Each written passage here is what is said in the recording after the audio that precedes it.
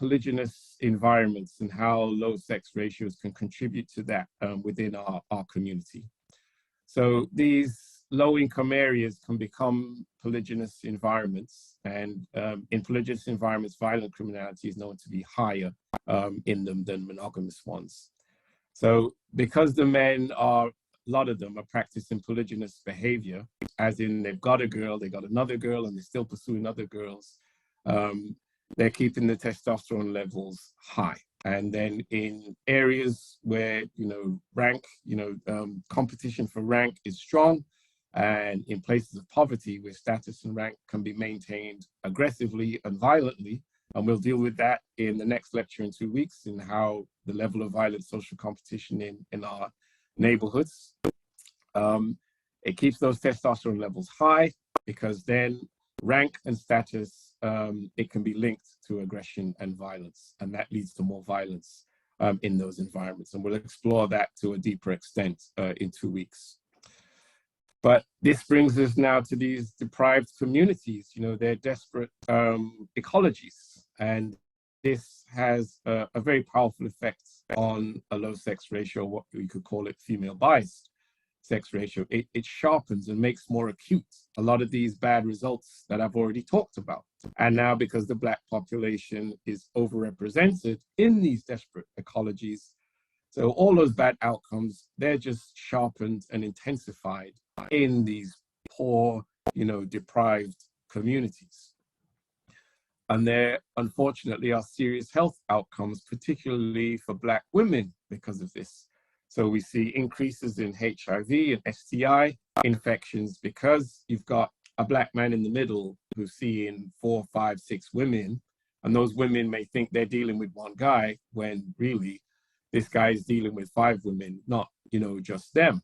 But it causes a significant health problem here like this, particularly to Black females. But it also affects Black female decision-making, because women who want a man are in a weaker position to assess that man on those things I talked about earlier, the personality traits that a man needs to display to a woman to know that, okay, I can build something with this guy. The decision-making isn't as good, because you're under pressure to make a decision, but not as good with the assessment. So on the things of loyalty and kindness and generosity, the decision-making isn't as good.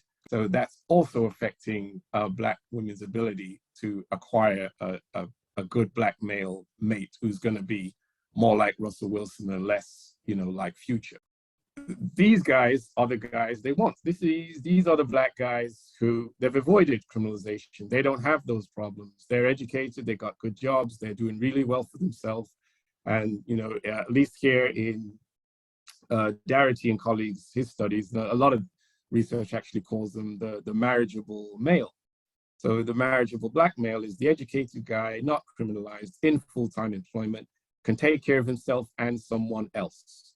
So that tends to make him now attractive to a woman, in that this is someone I can build something with. I'm bringing something to the table, and he brings something to the table too, because Black women are doing so well educationally and so forth. They're going to want a partner who can match them. And this is the guy who can match them. But these guys are a problem because they're hot, right? Look at the sex ratio of marriageable Black males to Black females. 46 to 100 was put out here in Darity and colleagues, his studies in 2009. So when I said, we don't really just want to go by that 88 to 100 sex ratio, because a lot of those men in the 88 to 100 category, they're here. They're in long-term unemployment, imprisoned, addicted, and so on. These are men, women are going to, women are not going to be choosing men like this, or at least they prefer not to. These are the guys they want. And these guys know that. And so they've got this dyadic power going on. So they're going to be less likely to get married early, because they've got all these female options. They're attractive because of what they've done, what they've been able to avoid. So they're more likely to follow that short-term sexual strategy that I've been talking about. That's really not a good deal for a woman. But when there's the plentiful female options around, these guys know they're attractive and they play it up. So these differences in sexual psychology, it causes men to behave this way, a tendency at least, for access to higher numbers of short-term sexual partners, while women compete to have sex with the most attractive males, because the ones who don't have much going on for themselves are less attractive to women.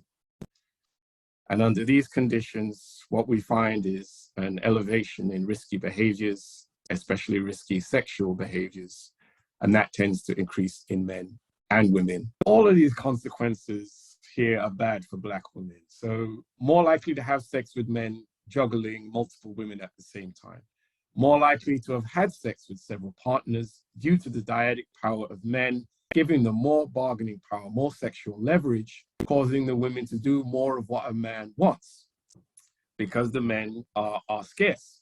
And then they're less likely to leave a bad relationship if the man has anything going on, because there can be some concern, can I get another man at that level with so few quality Black men around? Now, Ralph Richard Banks, he's, I think, a legal scholar who teaches at Stanford, and he's actually married to the great Black social psychologist Jennifer Eberhardt, and we looked at her research in several prior lectures. She wrote the book called Biased. He wrote this book about 10 years ago about how the low sex ratio is affecting the African-American community. So it's part of the reason so many Black women are unmarried, and he goes through the issues around why it's there in terms of mass incarceration and homicide. And I found his solution kind of interesting, because his solution was, if more Black women marry interracially, then that will bring some balance to the sex ratio, because some women will just want a Black man, but then if a good chunk of them choose a man who is not Black, then it will bring more balance to the Black male-female ratio. But even though he wrote so much about what's actually causing the sex ratio problem, as in the homicide and the mass incarceration, I mean, why wouldn't you want to say, okay, how do we reduce the homicide and the mass incarceration? I didn't really see that in his book, and I read it cover to cover. So if I missed it, apologize, but I didn't see it. But this is his solution. Now, from a scientific point of view, his solution could work. So if a higher percentage of Black females in America were marrying interracially, it would bring some balance to the sex ratio, and that probably would assist remove some of these bad outcomes that we're seeing, because then the sexual behavior strategies are going to change. It would reduce the dyadic power that males have. Women wouldn't have to, Black women, I should say, wouldn't have to put up with a lot of the rubbish they're getting from Black men. Black men wouldn't be in that power position. So once you bring balance to it, a lot of the more positive behaviors come back, because that dyadic power has been removed. So, you know, from a purely scientific point of view, what he says would work, but I do have problems with not saying, okay, we're just going to leave the homicide and the mass incarceration alone. So this takes us back to game theory again, because if we've got these polygynous environments causing all this behavior that's not good for us, monogamy is the winning system. The Black communities that one way or another are facing this low sex ratio problem, they are in an inferior system with regard to competing against other communities that have high rates of marriage, high levels of monogamy. So they're going to produce more better developed children because they're providing the right kind of family structure to do that. Their children will grow up and compete against our children that are coming from these more developmentally poor environments, as we showed a few weeks ago, with the issues that children are going through with the men in jail or disrupted some way, shape, or form. The polygynous systems do that as well. There's only one winner in that contest. The monogamous systems win. So long-term monogamy is the better system, and definitely the best system for Black women. If the low sex ratios are going to cause some of these behaviors in men, Black women got to focus on that monogamous system. It gives you these outcomes here: better family development, produces more competent adults, less violent men, higher levels of cooperative behavior within your community. You can get rid of your gender wars, and we can increase the health outcomes for Black women if we have a much more monogamous system that we're practicing.